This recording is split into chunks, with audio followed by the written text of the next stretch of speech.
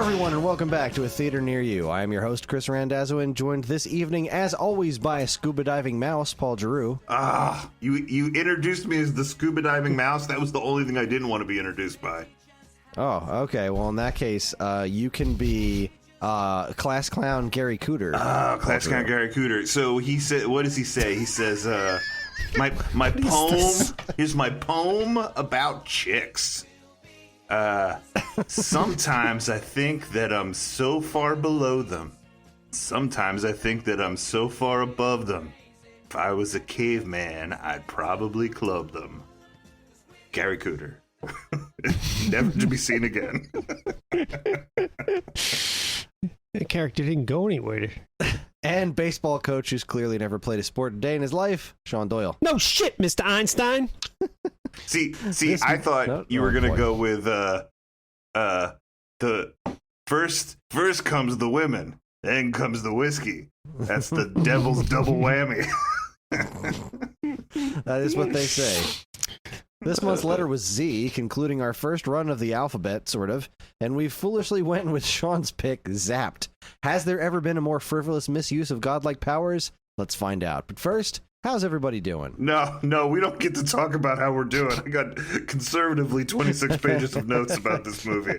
We just watched this movie, so we know how we're doing. I need Sean to answer for every single one of these notes that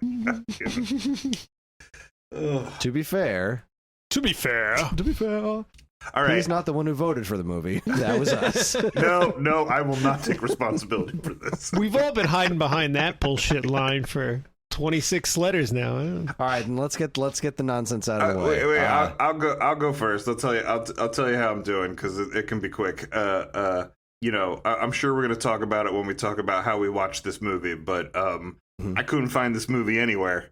It's because it isn't anywhere, which is good. Like, it seems that society is trying to erase this, and that seems like the right choice.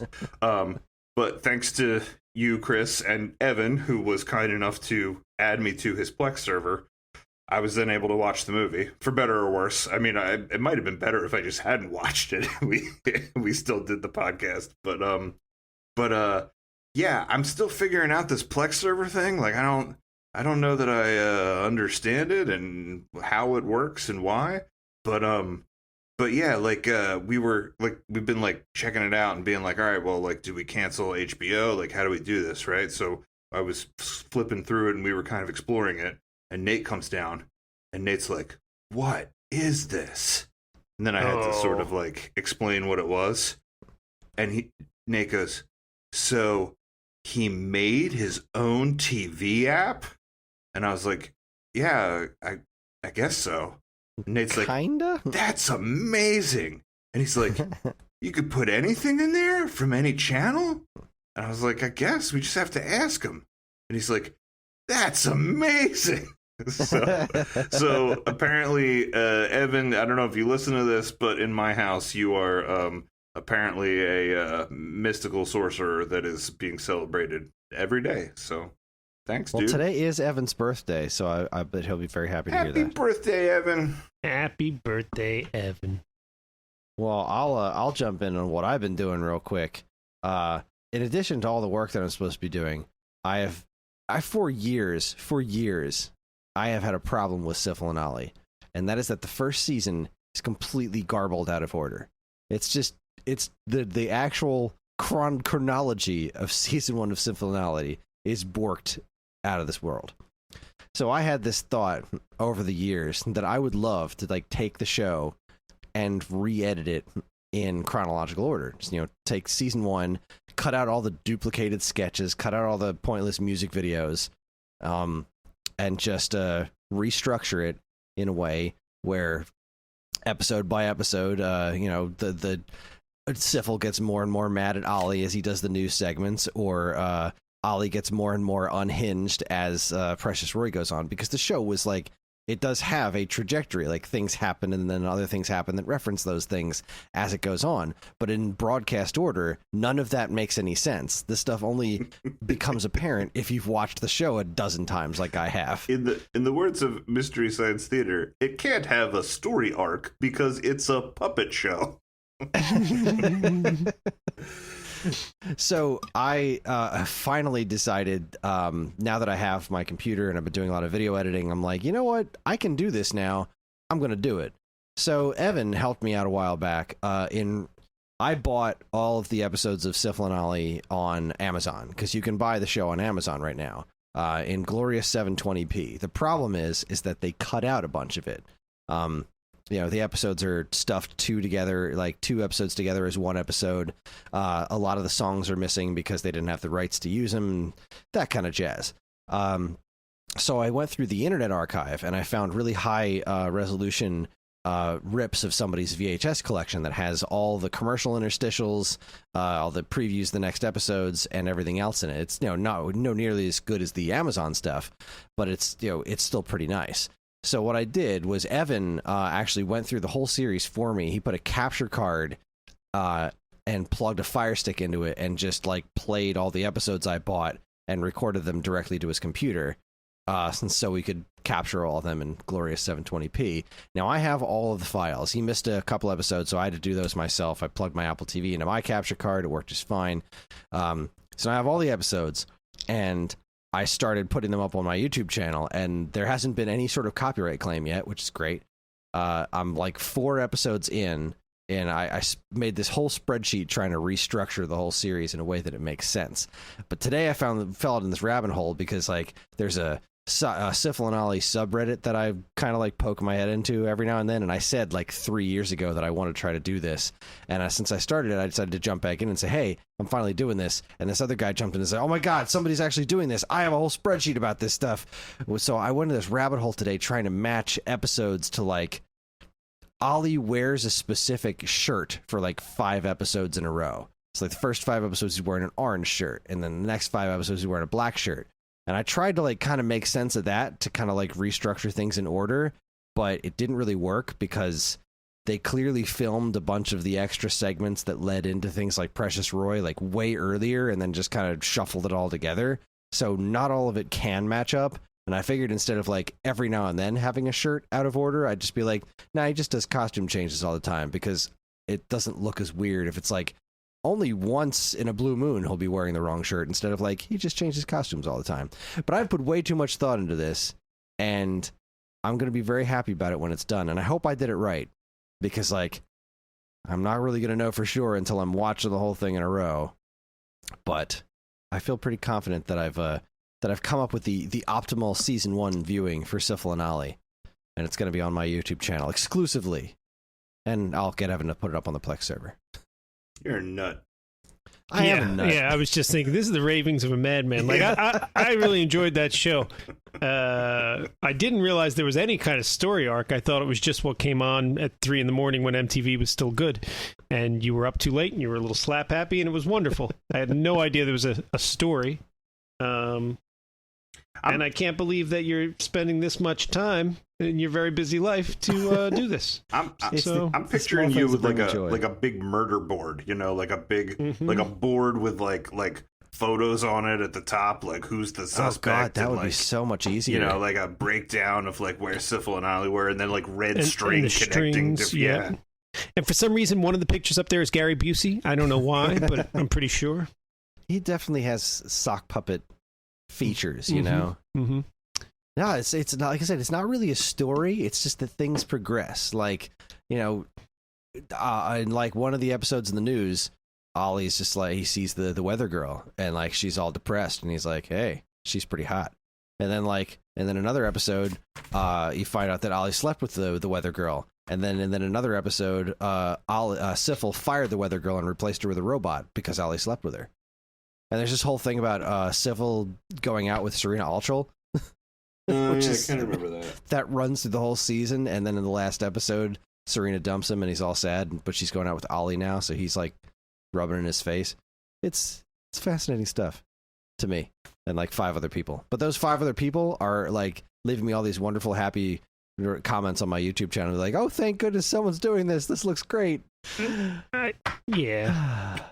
Anyways, how about you? You done anything that stupid, Sean? My stupid's not at that level this month. The only two things I have to report on the stupid factor. One, in randomly researching Marvel Comics, as I do, I came across, at one point there was an AIM robot that was put undercover to infiltrate the Enclave as a lab assistant named Frank.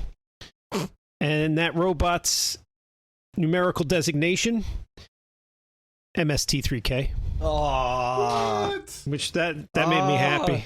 Frank? Frank was the lab assistant. You never got a last name. I assume Frank was the last name and the first name was TV, but they didn't go into that.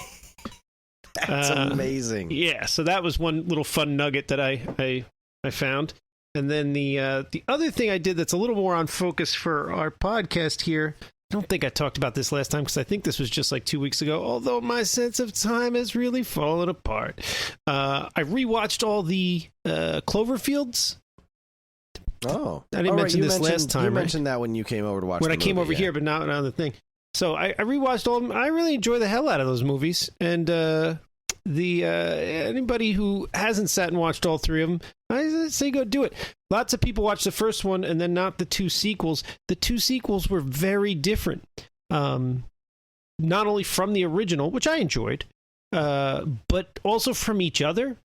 And you've got to do, and I'm sure there's a million, YouTube videos on this. You got to do a lot of the writing yourself to connect these three things together. I think, like it is a loosely knit together trio of movies, but each one was like the third one's an interesting sci-fi movie, and the second one's like a suspense thriller, and the first one's basically it's a Godzilla movie mixed with Blair Witch or whatever, but really enjoyable. And I would like them to do a fourth that maybe actually tells me the story of how this all works together a little more succinctly. But yeah, that's what I've got.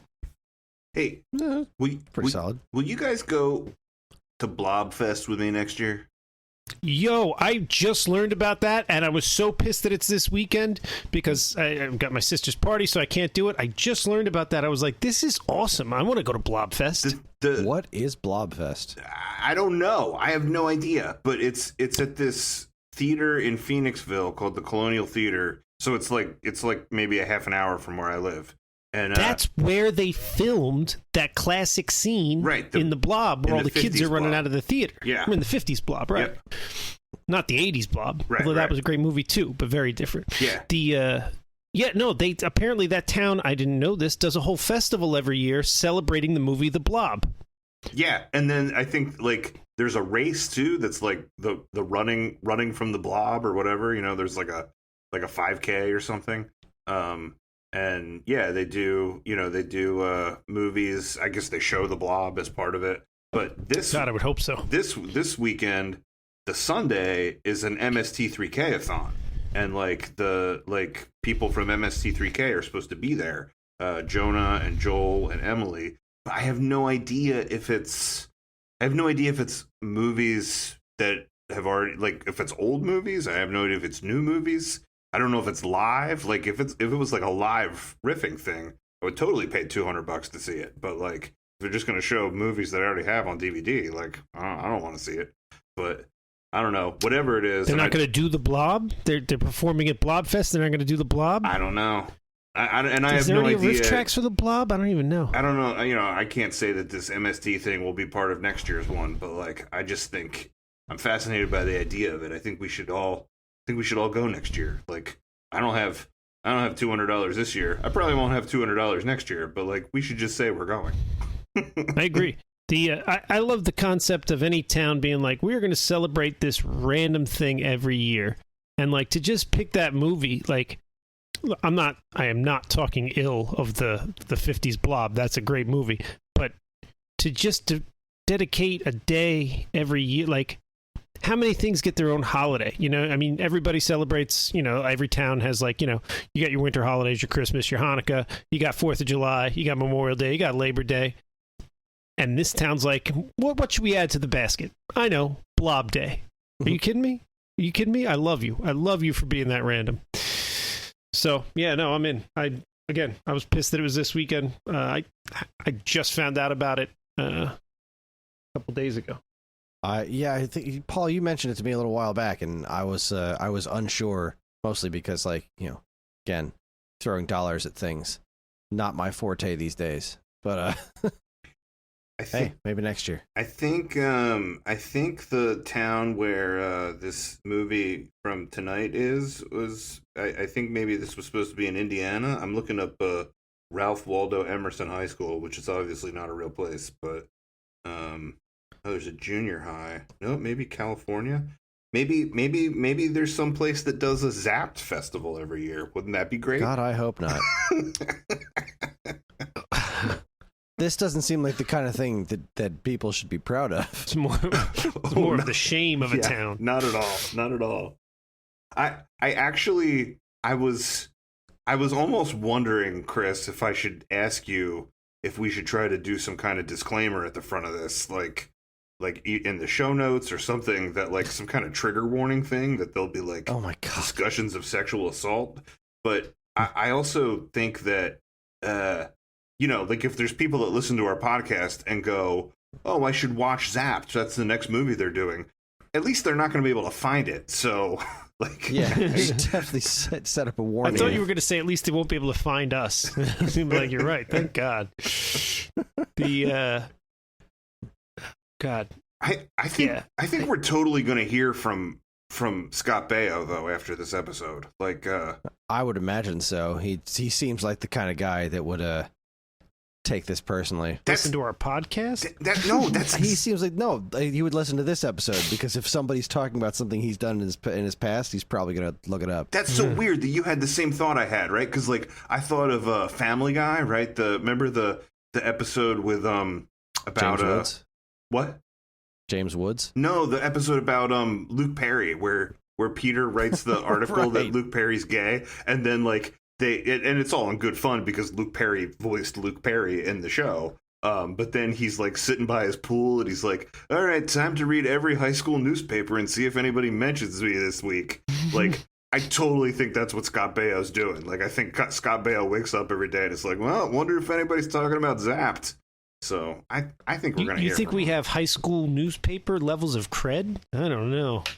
No, I just think that's the kind of guy that Scott Baio is. Like, he's 100% like making sure people are still talking about this movie. Not talking about the sequel though, because he wasn't in it. Do we have to? So his character was mentioned by name. Did you watch the sequel? Not all of it. I skipped through it just out of morbid curiosity, and wow. It's basically the same movie. Oh, Did we ever confirm whether the Zendaya movie... Zendaya? I don't know. Zendaya, yes. What's the Zendaya movie about? Is it about her getting psychic powers? Is it a remake? Or... I only watched 20 minutes of it, but again, I wish that was the movie that I had sat down and watched. No. Did she get telekinetic powers? Or no, I don't think so. I mean, I didn't get very far into it, but from what I can see, it's just a kind of a Disney Channel... a Disney Channel teen movie. Like her mom gets remarried and now she's got all these brothers in the house and she's, trying to figure out how to, I think that, the premise of that is she gets a app on her phone that like can like control boys or something. So I guess it's, not. I'm gonna skim through it while we're podcasting to see if it's connected in any way, shape, or form. Yeah. It's not hailed as like a remake or anything. Well, that's unfortunate. That's a missed opportunity right there. See, it's weird that you're the one that watched the sequel, because usually I'm the one that's I'm kind of surprised that you didn't dive in and just spend the time on it. I was so done with this movie after I saw it. I was so angry at this. I would not give this any more time. All right, before we dive into it, let's get the nonsense out of the way. Oh, all right. I mean, the whole thing is nonsense. It's true. The whole thing's nonsense. All right, let's get the information out of the way. Sean and I obviously watched this in my house as usual with Karen and Greg. We viewed it via Plex because it's literally our only option. I drank chocolate milk and ate whatever beef jerky Sean's dog would allow me to get away with. Sean, you had a special drink. Oh, right. Karen came up with the idea that the food tie-in could be microwave popcorn because you zap it in the microwave. Genius. And Sean made some kind of drink. Electric lemonade. Because electric zapped. It all kind of works. Does it have whiskey in it? No, electric lemonade's like vodka, lemonade, Sprite, and I think I missed something. Vodka, lemonade, Sprite. There's something else. I'm genuinely disappointed that I didn't know ahead of time that I could have just been eating salami that whole time. I told Greg to stop and buy a salami because we needed one, because my brother-in-law Keith, when he found out we were watching this, he was like, that's one of my favorite movies of all time. And he just looks at me and he goes, no shit, Mr. Einstein. He was like, you need to bring salamis. You're going to want salamis as your snack. Like, all right. And then I told Greg to get salamis and he showed up with beef jerky, which is close but different. That was perhaps the only part of that movie that I would like to see survive. That weird pot dream sequence with Scatman Crothers, where where he's being chased by where he's biking with Einstein and being chased by his wife, and she's hurling sausages with a bazooka. Like, we should put that on YouTube, and we should just erase the rest of it. I did really like that scene, start to finish. And you know what? Scott Baio wasn't in it. When he first goes into the dream sequence, Scott Baio's got his back turned. It may or may not be Scott Baio hovering over a table, and he's like, hey, I can't even remember the character's name now. What's Scott Baio's name in the movie? Barney. Who cares? Barney. Hey, Barney, is that you? And then Einstein interrupts, and he goes, Barney works with me now. And you never see Barney in that scene. They Scott Baio'd out. That's genuinely disappointed that it wasn't Yahoo Serious. Paul, how about you? What did you obviously you watched this via Plex. What else did you eat anything or drink anything special other than tears? Yeah, I watched it in the fetal position, crying over my cookies and milk. No,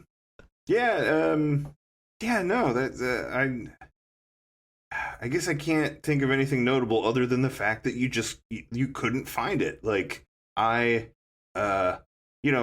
this was your damn rule that we were supposed to say where you could watch the movie, and I didn't even think that it wouldn't be available anywhere, and like wasn't on Apple, wasn't, and then when you go to buy it, I guess we could have tried to track down a DVD somewhere, but like any digital distribution, like it wasn't for sale, it wasn't for rent, it wasn't just nothing. Yeah, the soonest DVD that would ship to my house was dubbed in Portugal.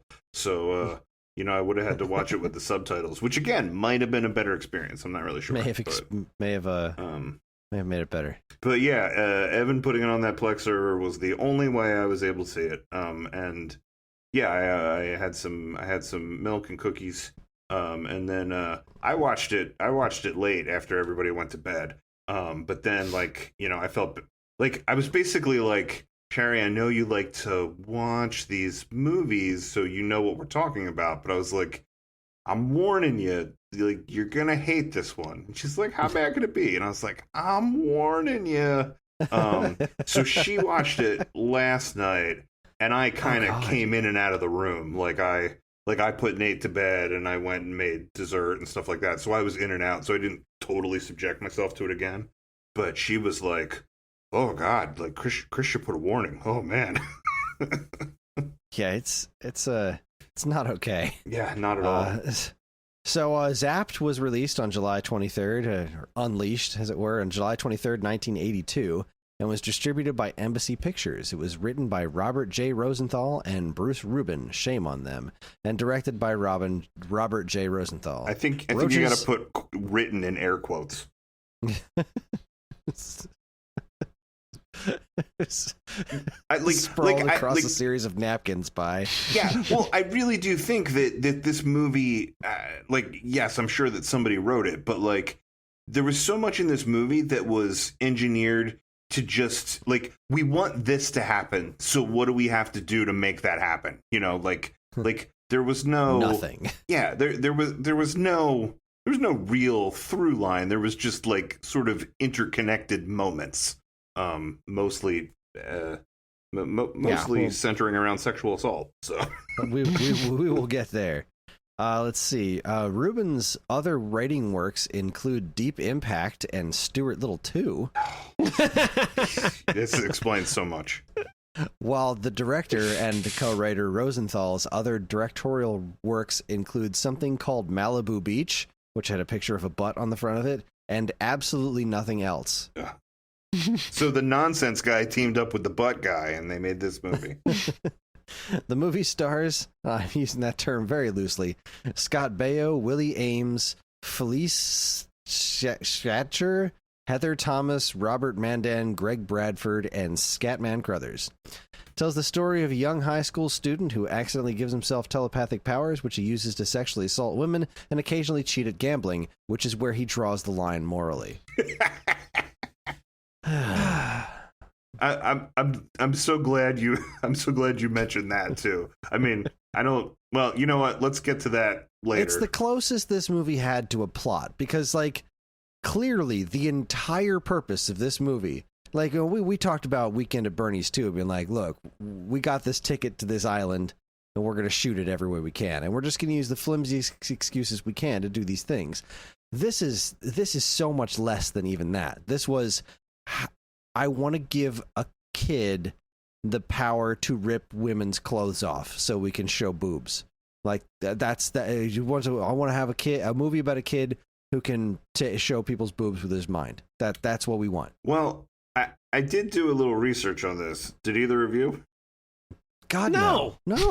Oh, well. I did enough research to write down what I just read. That's as much time. I was busy re-editing sock puppets, Paul, all right? I have some information that's going to make this both better and worse. God. Yeah, I have a couple things that are going to shed some light on this and that I think we need to discuss in this podcast. But this movie apparently initially was supposed to be PG. They made the movie intending it to be a PG movie about a high school kid that gets these powers and like what he does with the powers. And then apparently what happened was, I guess it was 2 years before that Porky's came out. But I guess with the success of Porky's, that they were like, oh, we need to make this more like Porky's. Like Porky's is what's hot right now, and we need to put nudity in this and make it an R movie, and it needs to, and it needs to be like that if it's going to succeed. And so then there was reshoots. I think a lot of I think a lot of what the movie ultimately became was because of these reshoots. And reshoots. Imagine, like, what was the part of the movie that they kept? I don't know. The whole movie. I mean, that's what I don't know, right? Like, I don't know what this story would have been if it had been PG. What story? There was no story. It was just like he got the powers, and then he just did a bunch of nonsense, and then eventually his friend was like, "Hey, let's cheat at gambling," and he was like, "All right." And then, like, he said, "Hey, let's cheat at more gambling." And he said, "Oh, I don't know. That doesn't seem right. Yeah. Let me rip this woman's clothes off." The gambling in front of my girlfriend, who is totally okay with it. Well, 100% on board. Ripping people's clothes off, and she's laughing her head off. So when you mentioned the sequel, I wanted to say that, like, I wouldn't want to see the sequel unless it was about Jane's character coming back with a machine gun and just taking revenge on every single person. And I was like, I think the last one that she should seek retribution with is what's her face? Bernadette? Is that the girlfriend? The nerd girlfriend? Sure. We're going to call her Bernadette for the rest of this podcast. Right, yeah, because like literally he would sexually assault somebody with his mind, and she would just smile and laugh. Like, she is complicit in, like, the mass sexual assault of, like, at least 50 people, right? But again, here's another thing that I learned. All of these people in this movie were older than high school age when it was made, right? You have like 20, 25, 30-year-olds playing high schoolers like you do in the 80s. She was the only one who was actually high school age. She was like 16 or 17 or something, right? So she wasn't allowed to be on set when they were filming the nudity stuff, which I think explains why her reaction is so different to what's happening. Like, I don't want to like I don't want to let that excuse it. It's bad filmmaking in every respect. But, like, that does kind of explain a little bit, like, why she's having a reaction as if, like, he made a thing go up in the air and fly around when really he, like, ripped women's clothes off. It explains a little bit. You have 26 pages of notes. I feel like we glossed by something that I really annoyed me when it happened. You mentioned it a couple minutes back. You want to start at the beginning? I think we should start with the mouse torture. You want to start with the mouse torture? I see, and that's part of the movie that I loved. I was like, this is great. We're just getting mice drunk and putting them underwater, but not killing them. No. We're going to give them air supplies. I loved it. That part I was really on board with. I don't know why he was experimenting with alcohol. Like, how... I understand that the beer got in there and that made the magic happen, which I kind of get, but it seemed like an unnecessary, like it could have just been a chemical. Like, I don't, the whole thing with the mice never came back either. When I was looking for the movie and I couldn't find it, on Amazon where it says movie not available, the one thing that you're able to do is watch a clip from the movie. And I guess they chose the very first clip, right? They chose the opening, like 2 minutes of the movie or whatever, right? So, like, before I found the thing, before Evan provided the thing, I watched that mouse scene, and, like, I laughed hysterically. I was excited for the movie. I was like, this movie's going to be so fun. Like, I looked at that stupid mouse scene, and I was excited for this movie because, like, it was so stupid. I love it when there's science that has absolutely no practical application. Like, it reminded me of Lawnmower Man, right? Where we're watching them make the monkeys do VR, and it's like, well, like if the monkey was doing a VR of like swinging through the jungle, like that'd be one thing. You could like test what it's doing to his mind, but like you were having the monkey playing a first-person shooter game, like that's not like that, like. That's not applicable science, like I felt like it was the same thing with this. He says, we want to test the effects of beer on like deep sea diving. And I was like, yeah, but you're doing that with mice. They don't go in the water. Like, there's no practical application for this science. It's just mouse torture. Plus, even if that's somehow directly related to human beings, who's like, let's figure out exactly how much beer we should let our deep sea divers have. What? Why? Yeah. The answer's none. None beer. Yeah. In most sporting events or, things like it, yeah, I think it's been tested that beer is, the antithesis of what you need. I'm drinking beer right now. I'm a proponent of beer. I'm on beer's side. But yeah, no, deep sea divers, whilst diving, let's just not drink right now.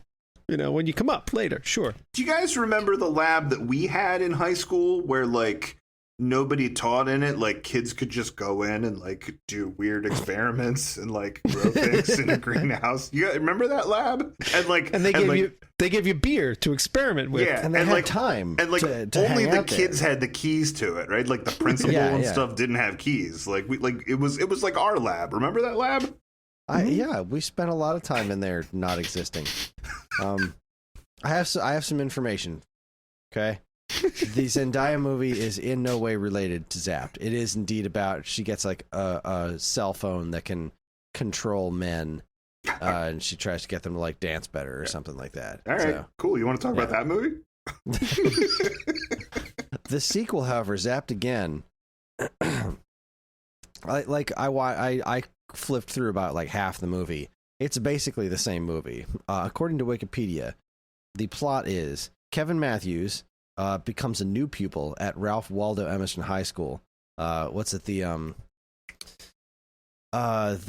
woman that was like weirdly attracted to the principal that they just did an entire subplot about for no goddamn reason. She's like the new principal of the high school. Only actress they could get back. Kevin Matthews, rejected by the trendy Key Club, instead joins the Science Club. There he accidentally discovers a number of vials that were made by a former student, Barney Springboro, in the original film, hidden behind a panel in the lab. After drinking the contents, Kevin develops psychokinetic powers. He amuses himself by lifting girls' dresses and humiliating the Key Club jocks, becoming popular in the process. However, the Key Club plots a cruel revenge, and that's where the description on the Wikipedia page stops, because that's how few people watched this movie. Well, that sounds like it's a better movie, because it sounds like he got his comeuppance, right? Like that there was like stakes and a lesson to be learned. I don't know, maybe well, not. I don't know. We didn't see he beat the Key Club. See if I can flip through it and find out what happens. But it was from all I had seen, it was basically the same principle. Like, it's just like, all right, I'm gonna like throw a bunch of bread around, or I'm gonna like rip this girl's shirt off, or I'm gonna rip this dude's pants off, or something like that. It just more. He's like the shittiest possible version of the shittier dude in Weekend at Bernie's, except a high school student. And it's like, well, I have these psychic powers. I'm just going to sexually assault people all day, every day.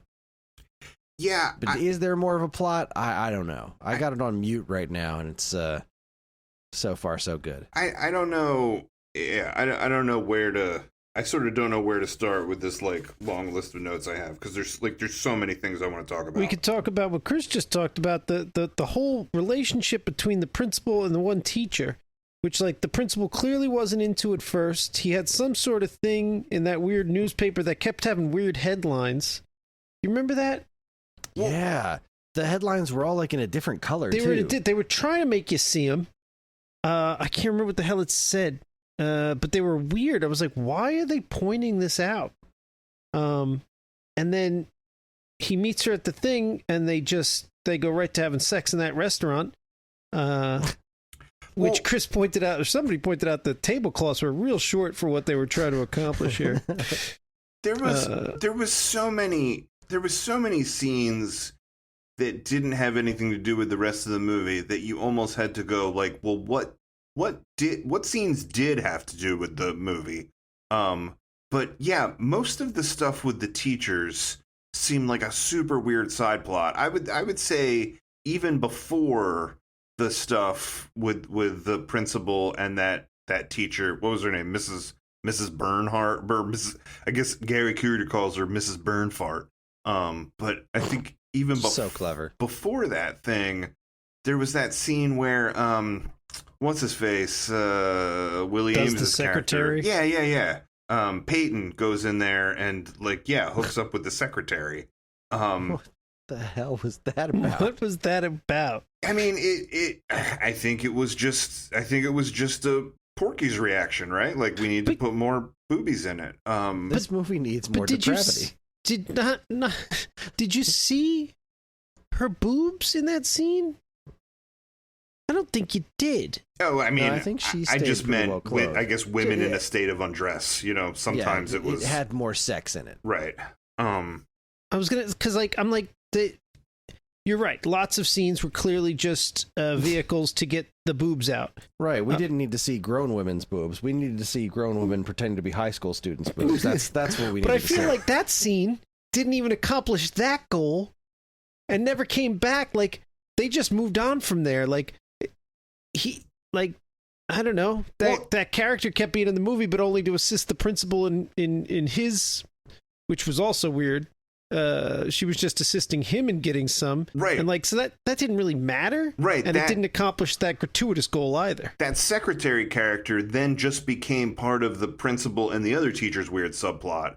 And as far as Peyton goes, it would be one thing if that scene was in there to set up the kind of character that he was, right? Like, if he was this slick ladies' man character, and then you're getting this thing where he's, I don't know, going out with everybody, and then he's got the secretary on the side. I'm not saying it's a great use of that scene, but if it was to somehow give you more of an insight into where they're going with Peyton's character, that would be one thing. But it wasn't. Then he just turned into trying to make Jane's life awful, right? That became Peyton's whole story arc, is fucking up that girl's life, right? So that was the one scene that you're like, all right, why is that in here, right? And then they do that stuff with the secretary and the principal, that she's helping him with the one ads, and he's going to go on this date, and then it's ultimately him and that teacher, which again, like super unnecessary like storyline. I guess it could have been funny if it was a little shorter, right? Like I guess if the gag was he walks in there, it's like, oh, here's the date, you know, they're excited, then it's like, oh, you know, and like if there's a moment like that, and then yeah, I guess they could still hook up, but like it needed to like end on a punchline, right? Like there needed to be a thing that happened, and then boom, punchline, and the scene's over. Like instead, what happened was like they go under the table, then the waiter comes over, he says they need more time, then the waiter comes back and like he spills the wine and everything, and then they come out and like everybody's staring at them, and at that point you're like, this is gross, and I've been watching it for a long time. Yeah, the bit with the waiter went on too long, but could have almost it wasn't a great joke, but at least it was a joke. And maybe you're right. If that was structured a little different, maybe that could have been the punchline they left out on. But instead, you just stuck with it. And again, it wasn't a gratuitous excuse to get boobs on the screen, which at least I understand. It's like, all right, that was our goal. We wanted to get some boobs on the screen. It wasn't that. So they had to still be going for humor, but they just kind of petered out. Yeah. Right? Like the waiter was it again, the waiter's reaction to him, and he spills the wine, and at least that is a joke. Not great, but it's a joke. And then it was a long scene. And it wasn't even that like Family Guy kind of humor, right? Where like the joke, like there's a joke, the joke goes on, and then it keeps going on, and it keeps going on, and it keeps going on, and it kind of then circles around to like being funny again. Like it wasn't even that kind of thing. It was just uncomfortable. It was just uncomfortable. So while you were talking, I'm still streaming the skimming through the sequel, and it seems that the girlfriend eventually gets powers too. So she like got revenge on a bunch of like pretty girls in the locker room and made them smear makeup all over themselves. That's how I like to get revenge. Make people smear makeup on themselves. Yeah, and I think that the teacher that was banging the old principal, who's now the new principal, is now banging the coach, the gym teacher. The gym teacher's in it too? Oh, it's a new gym teacher. Oh, wow. He just means that lady sleeps with whoever she works with. Yeah, and now she's waving a dildo around. So at kids. Yes. Nice. At children, yeah. This Scatman Crothers as the gym teacher who looked like he hadn't played a sport in his life was, I'd say, my favorite part of this movie. Certainly. I like, and you know, again, not that it's a hallmark of a good movie or that it made it in any way watchable. But I guess it was that like good kind of bad where I'm like, because it was him, I'm laughing. And like, he comes into that lab and I'm like, why the fuck is the coach coming into this lab? Like, it already doesn't make sense that there's this lab that only these students use and the principal doesn't have a key to, and that, you know, Scott Baio's in there like cooking up weird concoctions to mice, and that they're growing weed in there, and that there's alcohol, and like it makes no sense. But then the fact that the coach wanders in there and it's just like, let me look at this shelf of chemicals, that's where I keep my whiskey. Like it was one of those things where it's like, we need this to happen, all right, just do it, just put it in the movie. Like, I liked how matter of fact everybody who found out about the psychic powers was like, oh, telekinesis, all right. Cool. Nobody really seemed to make that big a deal out of it. Like, it was kind of a big deal that he had the ability to do things, but like the fact that it was just like, oh yeah, telekinesis, that's real and a thing that's in this high school, yeah.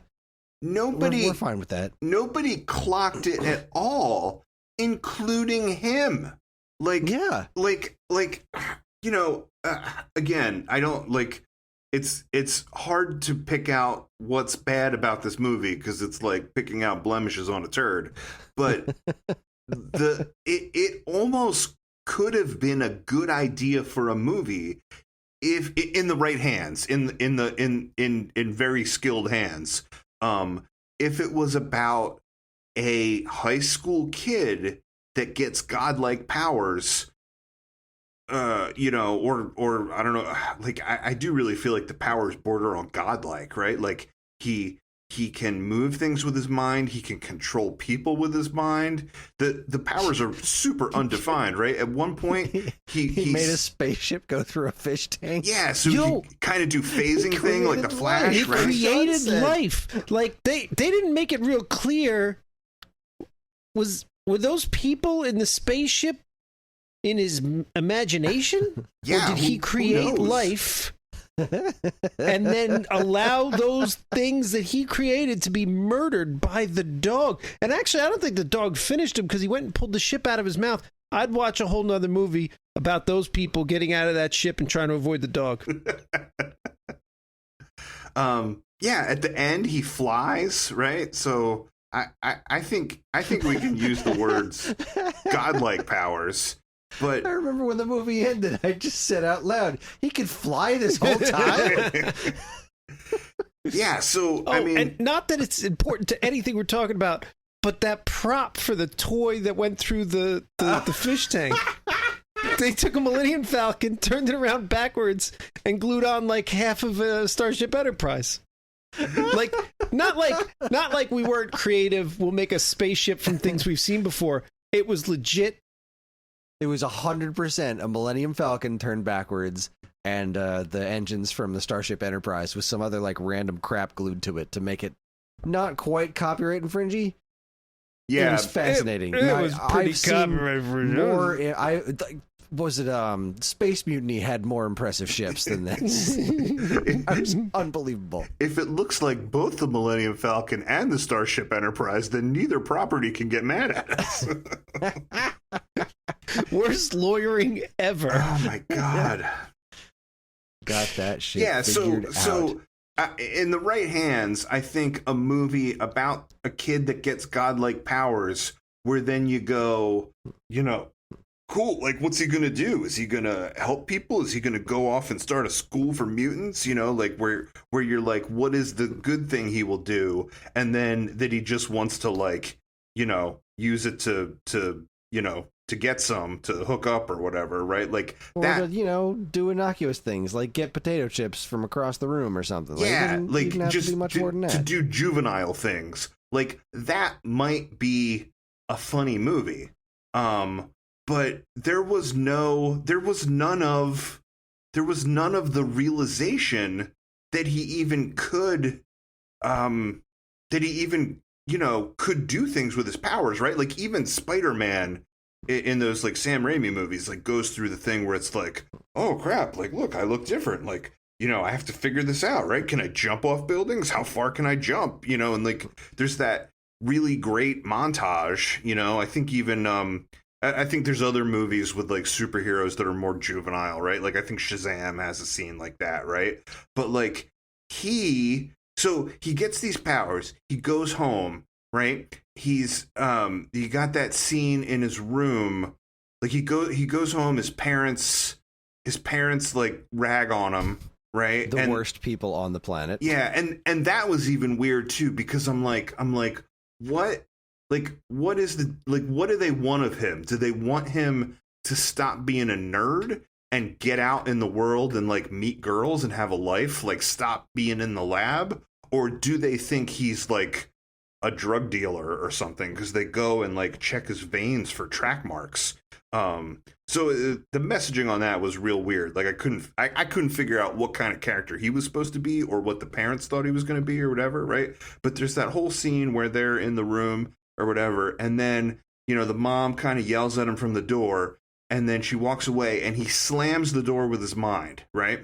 And then she walks in and she's like why did you do that? And then he blames the dog, and then she leaves and he slams the door again with his mind, and then he kind of just like lays down and goes to sleep. And I go, all right, here's where it's going to be. Any second now he's going to open his eyes and be like, holy crap, did I just do that? Right? Like, I was waiting for it. And like, nope, dude just went to sleep. Like, slammed the door with his mind, went the fuck to bed, right? He got telekinesis. Then the next day, when he's doing the all the Fantasia stuff in the classroom and like sweeping up with the mops and stuff, she doesn't walk in and go like, "Oh my God, you have telekinesis." She walks in and she's like, "Cool, let's do some experiments." And you're like, "Wait, what?" like, no one even takes a second to go, "You are a god." This should not be scientifically possible. This is fascinating. It's all very matter of fact. It's bananas. And the only one who has any actual ambition with what to do with the powers is his friend who wants to cheat at gambling. At least that's a plan. He had a plan. He had a plan. That was the closest thing there was to a plot, is him coming to some sort of moral grounds of being like, "No, I don't think that's right." Well, oh, you don't? And Talking that's about what gambling, right? That's what made me feel like Bernadette was the villain of the movie, because like Bernadette keeps giving him this line of like, "What are you doing? What are you doing with Peyton? Are you just trying to be Peyton Jr.? You guys are going to go gambling. All you want to do is like use these powers for gambling, you know, blah, blah, blah," right? And I'm like, dude, use the powers for gambling. Like, I would much rather you get on a plane and fly to Vegas and use your powers to make some money where you're stealing money from an insured casino than to use your powers to sexually assault 50 different women at the prom, right? Like, going to Vegas, I think, is a better choice, just goals wise, right? But like Bernadette's like, "No, you can't gamble." But then, like, when he's ripping clothes off people, Bernadette's like, hilarious sexual assault. Hilarious. The not for nothing, she was kind of a bitch to him in the beginning, right? Before he had the powers, and then he gets the powers, and she's all nice to him. Whereas his friend was nice to him, or at least was consistent to him throughout, right? So his friend's a little bit of a dick, but, you know, stuck by him in the beginning where she was a bitch. And then he gets powers, and now she's going to be like, "Oh, we're together and I'm judgmental." This is nonsense. I didn't care for her at all. I agree. Villain of the movie. Yeah, villain of the movie. Ugh. Yeah. I give that role to the director, but second best without a doubt. Well, can we talk about Peyton and Jane? No. Because I think that's my next. Oh, you big said piece. before they were trying to. It almost seemed to establish him as a ladies' man. The first scene or two, like they're walking and like two other guys come up and start talking to Scott Baio and Peyton, and you think like he's the cool guy, but then like after that scene and the scene where he does the secretary, then the rest of the movie they almost paint him as the underdog with Scott Baio, and he's trying to get with the popular girl who's looking down on him. And whatever they wanted to make us feel about Peyton, I think that the thing that set up his character forever for the movie was, I think one of the first scenes that we saw with him, they're walking down the hallway. He literally takes his camera and does like an upskirt shot, right? And like takes a picture of some girl's ass. She says, she says something to him. She like freaks out on him, right? And then he says something like, "Girls are so immature." And I'm like, okay, like you wanted to set this guy up as a dick, like you did it, like congratulations. We know what this character is about for the rest of the movie, like just with that one line. Yeah. Well, the line that I'm mad about came right after that. You quoted it. That poem from what's his name? Cooter, Gary Cooter. Yeah. So he gives the first two lines that you quoted, and then Scott Baio goes into some sort of like wet dream that we're forced to be a part of. And then he comes out of it as Gary Cooter finishes the poem with those last two lines that you quoted. But I feel like we missed like a solid stanza of that poem in the middle, and I really feel like it probably would have been the best part of the movie had I gotten to hear the rest of that poem. He's very angry. Why introduce Gary Cooter if that was the last time you were going to see him? You know, I think he was in one scene before that where he kind of like strolled into the assembly late, and then he did that poem, and then like that was it, man. Like, you know, like Gary Cooter, you should have. I don't know, like why introduce him if you're not going to use him? Yeah. So the next thing, here's another random thing. The mom with the priests, that was another setup that just didn't really pay off. Like, she had the priests come in and they were going to exorcise him, and it felt like they went to a little bit of effort to set up a comedy plot, a comedy scene, a comedy premise, and then just kind of like, I don't know, got like, they spent more time setting it up and got one joke out of it, and he walked out and went back to doing whatever he was doing. And then the dad sleeping on the couch, again, that was like a joke that they kind of set up, and you thought they were, you know, this is going to come back around, they're going to go somewhere with this, and they just didn't. It was just like, nope, he's sleeping on the couch. I can't say this movie would have been better as a well, actually, I can't say it would be better as a PG movie because it wouldn't have all the sexual assault. But I can't say I can't say I know that they had a better plan for the movie if it was made a little differently. But like, I was really confused and surprised about the whole ending of the movie, because there's the whole argument between them about the gambling. She's like, you know, you're just like Peyton, you know, and rides off on her bike. And then he doesn't really learn anything because he still goes with Peyton to that frat party and they still gamble. Like, it's not as if he has a realization moment then. They still do that. I guess his turn is at the prom where he gives Peyton the tickets back and is like, I'm not going to go to Vegas with you, right? But before all that prom stuff and before all the exorcism stuff, he goes back to the lab. And I thought what he was going to do was find a way to lose his powers. I thought he was going to get rid of his powers so that he could go to her and go like, look, you're what's important to me. Like, I got rid of the powers. I want to be with you, right? Because if that had happened, then the exorcism thing would have made more of an impact, because then he would have been trapped at home without the powers and he would have had to find a way to get to the prom, right? Like the thing was, you just put an obstacle in his path, the exorcism, and he easily overcomes it. You know, like there's no struggle. He makes a dummy fly around and then he leaves. You know, like there's no like dramatic rise to unfold. It's just, you know, a goofball scene. Just, wouldn't it be great if we had an excuse for this puppet to fly around? Or even better yet, it was more like, you know what? It would be great if we had like a puppet somewhere that he could make float around and be creepy. All right, let's put that in there and figure out how to make it into a scene later. I just think that was the whole movie. We want this to happen. Make it happen. You know, what do we need to do what do we need to do to have a dummy in the fly around? This would be funny. Yeah. Oh, and man. It wasn't. It never was, and it was always awful. Yeah, I was pretty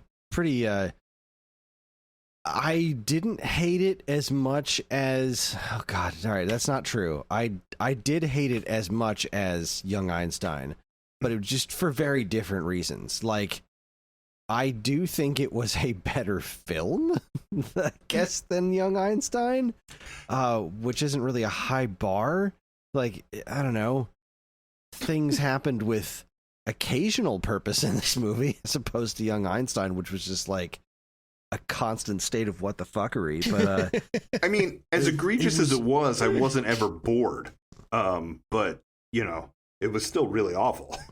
Yeah, I think a lot of it was me just dropping my jaw in shock at what I was seeing. Yeah, it was. Karen did not like this movie one bit. It was one of those things that really stuck with her for a couple of days. She's like, that was a really offensive movie. Yeah. And like,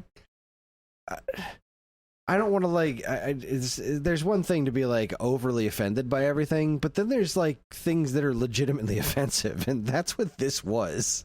This was really, really wild. So at the end, here's I mentioned this to Kris. I think I figured out why something happened, but then I was thinking about it more, and I was like, I don't know if this makes any sense.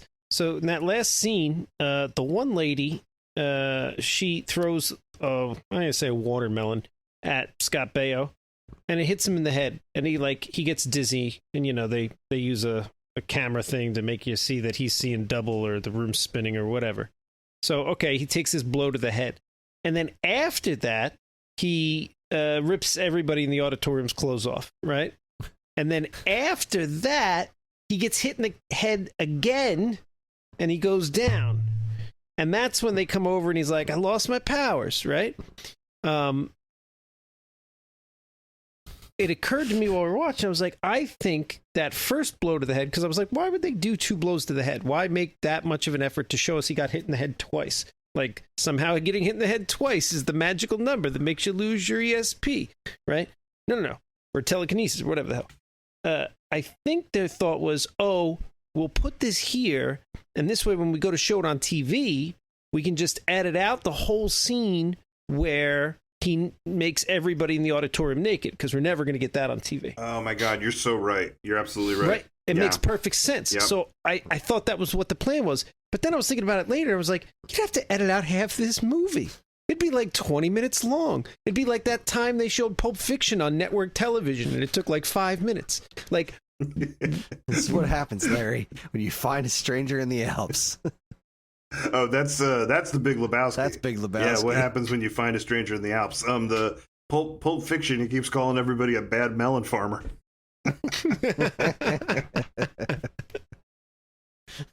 Oh. Yeah, every single thing in this movie was like, we want this to happen. What's our excuse to make it happen? Like they had all those cheerleaders in the movie, and it was like, we want this to be in the movie. What's our excuse? And like they had a baseball game. Cheerleaders usually happen at football games, not baseball games. But they're like, we want this to happen, and we want him to use his powers in a baseball game, so we're gonna put it in there. I also wrote this note. This might have been the one other time that I laughed at this movie, but like not because they did something funny, just because it was so fucking stupid and bad that I had to laugh. So like, I can only imagine that this was one of those after the fact reshoots, right? Because like they do the whole baseball game, and then after the baseball game, there's the scene where the other team comes rolling up, and they're like, and then like he sexually assaults those women, and then pantses the guys and like picks them up and makes them fly around with their butt cheeks just being shown to the audience for like what seemed like a long time. Yeah, a really uncomfortable amount of time, right? I really thought he was gonna like impale them through the butt on like tree branches or something. I did too, and I think that's just like leftover scarring from Evil Dead. I was like, I think these people are about to get tree raped. I think that's where this is going. And I think just seeing Evil Dead at too early of an age, you're just always expecting tree rape now. The thing that I laughed so hard about, it was not the butts or the potential tree rape. I don't want you to think that's what I laughed at. It's that they come rolling up in a car, and the car has writing on it, and it says Emerson sucks. So like these assholes graffitied their own car. Like, it was so stupid. Like, what a stupid idea to put in this movie. Like, somebody thought of that. Somebody's like, oh, they should come up with a car that says Emerson sucks on it. Like, what a bunch of assholes. Yeah, I want to talk about Peyton. All right, go for it. Why? Because it's important. Because nobody else will. Well, we have to.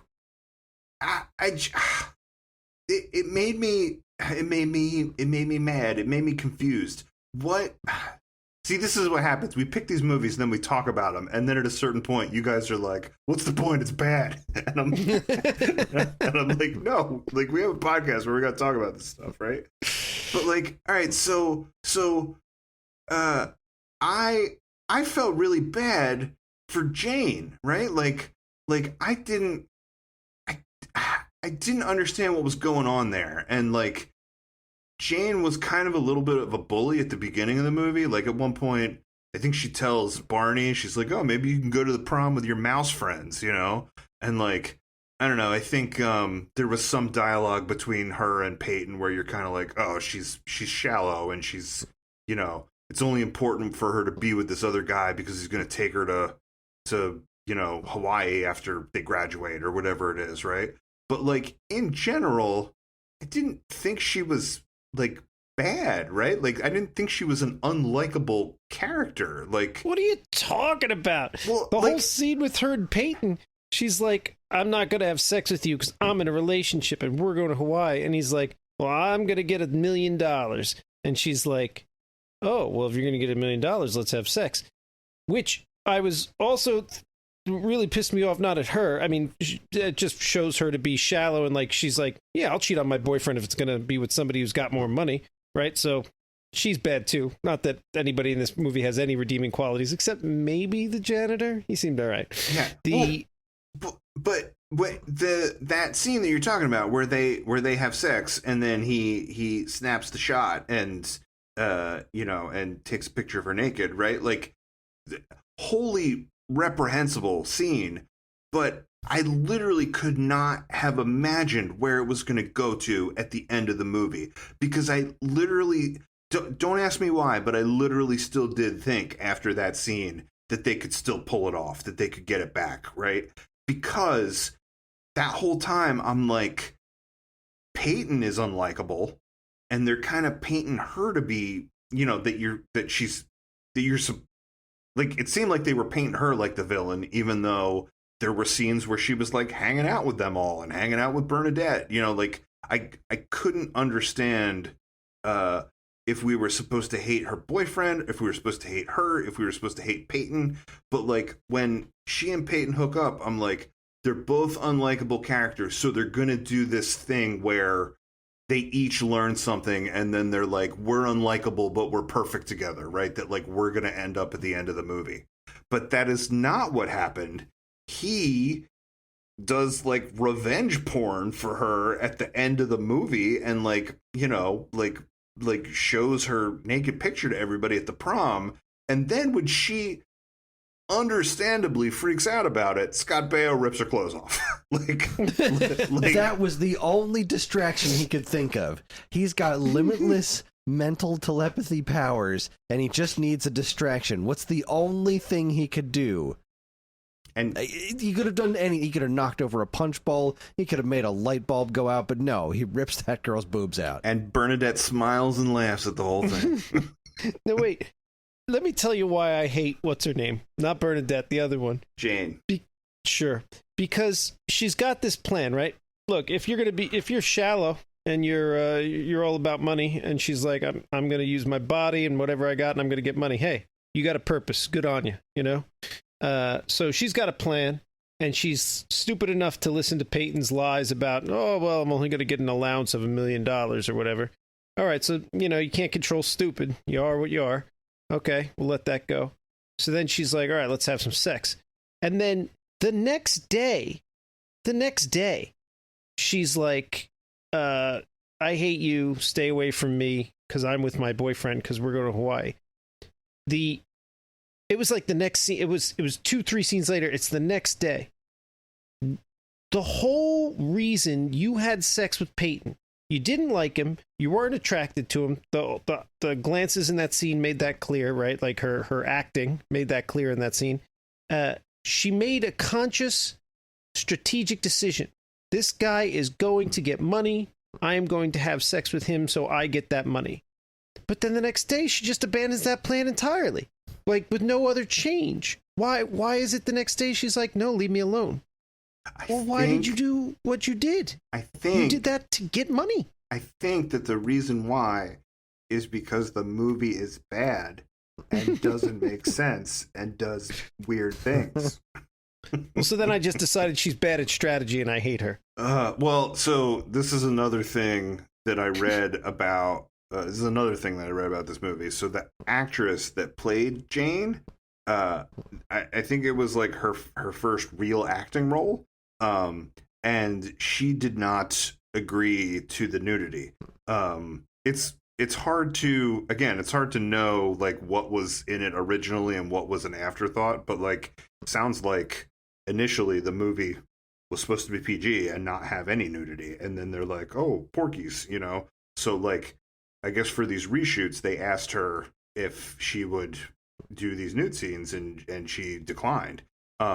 So she didn't know that they did this until she saw the movie, and then she sued. But you know, they put her face on the picture, you know, the naked picture, so they, you know, superimposed a face, and then when Charles in Charge rips her shirt open, that's a body double. So like I think SAG rules state that you're supposed to be able to like consult and like help pick your body double, and like they didn't do any of that. So wow, she sued. Good. Holy shit. Yeah. So like I feel bad for both Jane the character and like the actress that played her. I'll work with you on the actress, so I'm not meeting you halfway on the character. No, the character was still shit. Jane was my favorite character in the movie. Here's one for you. So this movie happens, right? And then let's just, you know, this is my moment to Hollywood. This movie happens, and Hollywood's first thought is, let's get these guys and give them their own TV series, because this shit was awesome. Bad Hollywood. Bad. Right, Charles in Charge was after this, right? Yeah. Yeah. And it was the same two people, and like you can't tell me, and Peyton's basically playing a watered down version of the same character, right? I mean, Scott Baio's character is a little more competent and cool in Charles in Charge, obviously, but Peyton's character is more or less the same. Not that I've seen Charles in Charge in 20 years, but from what I remember, you know, he's the conniving best friend type. So yeah, just bad Hollywood. Ugh. Bad. I do not want Charles in charge of me Ooh, in my days or my nights. Especially not Zapped was the nights. 82 and Charles in Charge was 84. Wow. Right, so that's a direct response.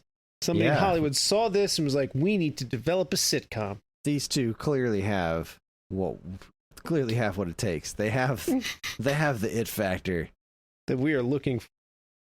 Like, was Zapped successful? Do we know?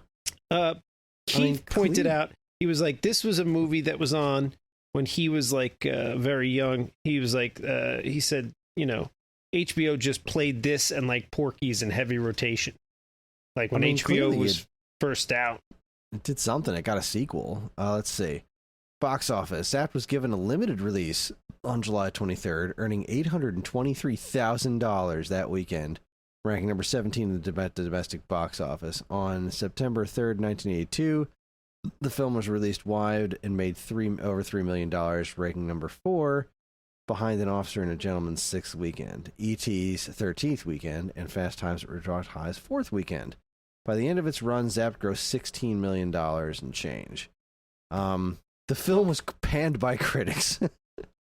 On Rotten Tomatoes, the film has an approval rating of 6% based on 16 reviews, with an average of 2.9 out of 10. On Metacritic, this film received a score of 10 based on 4 reviews, indicating overwhelming dislike. Targeted toward teenage audiences, Zapped received generally negative reviews at the time of its release. The film was denounced by New York Times' Vincent Carby, who said, quote, Zapped, which opens today at Lowe's State and a number of other unfortunate theaters, is a half-baked, rather retarded parody of Carrie and a number of other films that, using the awesome power of their ignorance, drove telekinesis into the ground. Wow. Yeah, so that was the other thing. Right towards the end there, it felt like a Carrie scene was coming, and I was kind of back on board. I was like, is he going to kill everybody? And he did not. He did not kill anybody. Instead, he made everybody naked. Well, and whether you're going to kill people or make them naked, Carrie freaks out at the dance because she's been picked on the entire movie, right? The entire movie she's been ridiculed and she gets revenge on everybody. Like, I would argue that Scott Baio was not picked on or ridiculed by anybody. He just Except the one that you want to keep defending. In one scene, it's like she had one line to him. Yeah, where else, I don't know. Where else did she pick on him? No, that's the only time she picked on him that I remember. And then for like the 10 scenes after that, Peyton proceeded to pick on her. All right. Fascinating shit right here. First off, I love this little mini review here. From the post of the Pittsburgh Post-Gazette says, quote, "It's hard to believe the writers of Zapped, an absolutely abominable movie, are even old enough to hold a pen." Meanwhile, when asked to comment in 2014, Scott Baio remembered the film fondly. "Great movie. Loved it then, love it today. I get more people asking about that movie than anything. No lie. And I had a ball making that. A cute, fun teen movie, and it made money. And it had Scatman Crothers. He was a good guy and supposedly smoked pot every day. That's what I was told, but I don't actually know. But I got to work with Willie Ames, and it was a great experience. Good people, good crew, good director." We're going to hear from Scott Baio. You mark my words, we're going to hear from Scott Baio. No, Scott, we're going to hear from Scott Baio's lawyer. Scott, if you're listening. All right, Scott, we need to talk. I don't agree with you on just about everything you say and do. And this statement is no different. You should be ashamed of this. This was not good, and you should feel bad for doing it. And I personally think that you owe at least the three of us an apology. Yeah. So, you know how to mail at geekade.com, theater near you. That's how you reach us.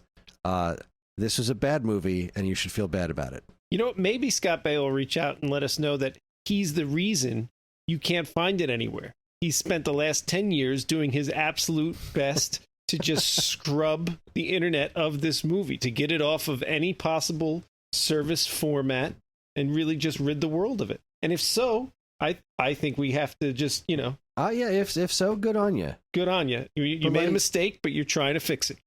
See, like, I look at this, when I look back at other comedians that have since come out as right-wing nut jobs, like Rob Schneider, for example. I still love Surf Ninjas. That man's work in that movie is a masterpiece. Scott Baio, you are no Rob Schneider. Oh, man. That's the tagline for the episode. Scott Baio, you are no Rob Schneider. God, of course he remembers it fondly. Loved it then, love it today. Wow. All right, back to work. Back to work, gentlemen. Where were you? I'll give you the rest of my notes because I think I got the big ones. Let's see. We talked about the weird pot-induced hallucination with Scatman Crothers. Again, wonderful scene. Yeah, everybody should go watch scene that in the scene. movie. I liked that scene online. I liked when he called his wife a bow-legged sapsucker. That made me laugh. So that was good. I wrote. Let's see. Oh, I wrote about the terrible fight at the amusement park. Remember they go on the tilt-a-whirl, and Jane's boyfriend like throws up and he has to leave, and then those other guys show up and they like pick a fight, and then so like Scott Baio uses his powers to like fight those guys, which again nobody was like, oh my god, you have power, like you can control people with your mind, because like it's hard to know if he was like controlling their limbs or like using his mind to control their mind. But it was so bad. He hit it a little bit there. Like he made Peyton. It looked like Peyton just like tossed that guy, which I mean raises a whole different. Then it should have been like, Peyton, you have superhuman strength.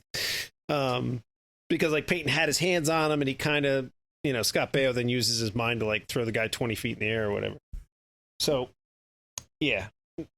I'm sorry. And, yeah, well, and he hit it a little, but go ahead. Well, and he quotes De Niro before he fights them. He like does taxi. And then everyone else around driver. is like, what are you doing? What are you doing? Yeah, like he's like, there's nobody else here, so you must be talking to me. And you're like, literally everyone else is there. Like you're not using this quote effectively. So yeah, I wrote down about that awful fight. I wrote down about the lab sex, the weird lab really sex long scene. Oh yeah. Where'd they get that bed from? Yeah, why is that bed in the lab? What is happening? Why is the bed in the school? Did they bring that bed from home? Maybe it was from the nurse's office? Why not just go to the nurse's office? No, let's do it in the lab. There's chemicals here. I love that smell. We have no chemistry. We must make our own. God, that montage was so bad. There's the one scene where like he tries to kiss her and she like says no and he looks sad and then she jumps on him and it was just terrible. Terrible all around. Yeah. I wrote down about the roulette in the frat house. Who was the nerd guy? Was that guy from like Revenge of the Nerds? There was that. Yeah, right? He was super cameo? familiar. I think the two of them, right? Yeah, it seemed like they were a cameo from another movie. Yeah, that's what it felt like to me too. But that wasn't the guy. The scruffier guy wasn't the guy from Revenge of the Nerds. I don't think. The guy that seemed most familiar was the skinny guy with the glasses, high pitched voice, or the funny pitched voice. And I know Revenge of the Nerds was later, wasn't it? That was like 83, 84, wasn't it? Yeah, I think so. So this was 82. I think this came out first, so it can't be Revenge of the Nerds anyway. I don't know. I mean, that guy has been a nerd in like every, I mean, like, it seemed like he made a career out of it in the 80s, being the nerd. I don't know what maybe it was the thing like with that other character he thought, with the poem, you thought he was going to go somewhere or mean something, and it was just like, nope, we're hoping this archetype registered a laugh. Yeah, they could have brought Gary Cooter back at the frat house. They could have brought him back at the prom. Anywhere. Why introduce him? Yeah, so I wrote that down. When they get to the prom, he walks in and he gives her an orchid. Like he pins the orchid on her and he's like, it's one of the ones that I grew. And I was like, finally, the orchids. Like the principal's been talking about these orchids the whole movie. Like finally this orchid thing pays off. That was weird. Yeah. That was indeed weird. God. I think why did the principal even want the orchids? To show up his ex-wife? Yeah, I mean it was all in there in weird little nonsensical lines that made no sense. Like I thought too that that him growing the orchids for the principal had something to do with why he had that private lab, which is still completely nonsensical. And that then growing the orchids in the lab allowed him to grow pot for Peyton, I guess, which then allowed Scatman Crothers to burn the pot and have the hallucination scene. I guess really it was all for that. Maybe they just wanted to do that scene and they shaped an entire movie around it. This is the kind of thing that always used to drive me nuts about Saved by the Bell, too. It always seemed like the characters in these kinds of things during this time just had all kinds of free downtime during high school. I don't remember there being any downtime. It was just like, all right, go get the books and make it to the next class. You went to class more than I did. I didn't know how to get around going to class. There was always like somebody around to be like, you should be in class, go to class.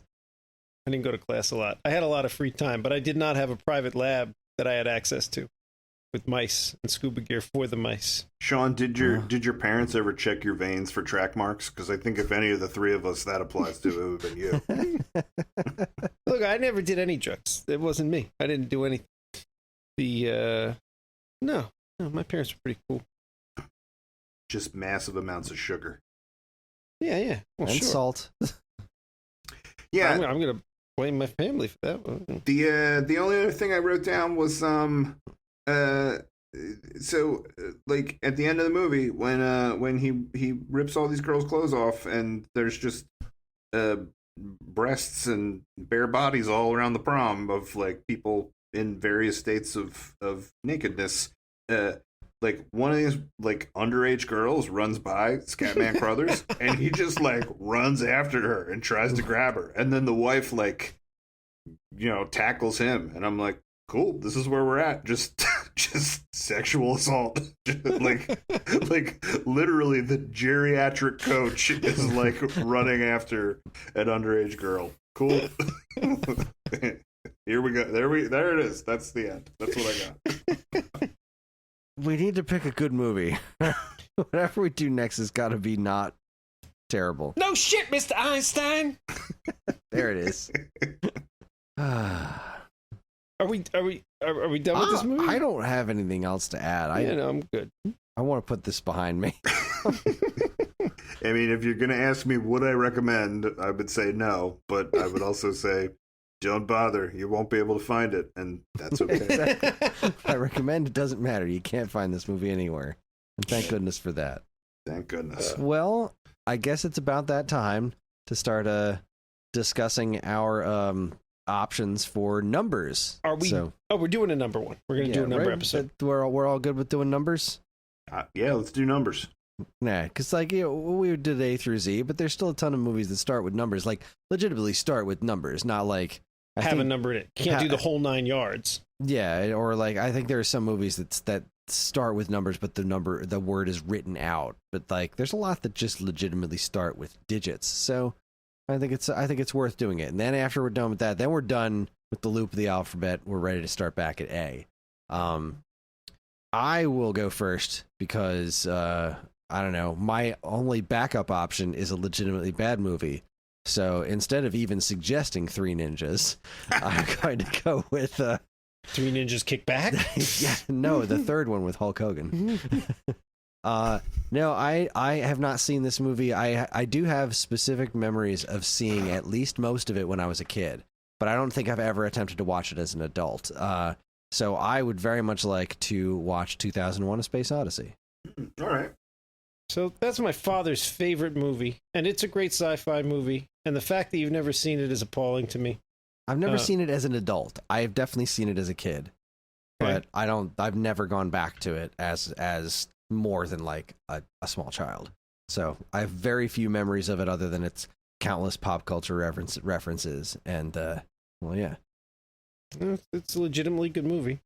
I am putting forth another movie I have never seen, but I think this one might be good.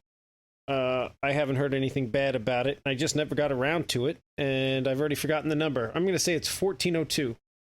Anybody know if I'm right? The Sam Jackson one, right? Sam Jackson, John Cusack, some sort of like... I think it's 1408. 1408. Okay, 1408. That's the one I'm going with. I remember when there was commercials that came out for it, I was like, oh, this looks great. I love these actors. This seems like a scary, suspenseful thriller type movie or something. Maybe with a little bit of Twilight Zone mixed in. Like, I'm on board. Let's do this thing. And then I just never got around to it. So I would like to see that movie. So that's my number pick. 1408 is based on a Stephen King short story. And the short story is really good.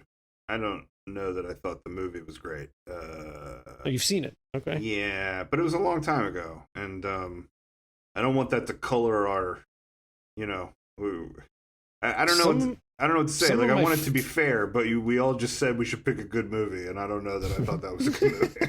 I was going to say, some of my favorite movies are based on Stephen King short stories. When I say a good movie, how about I'll lower the bar and say, let's just not pick a terrible movie. Well, I'm worried that you guys might think that mine's a terrible movie. I warn you, I hadn't put a lot of thought into this until now.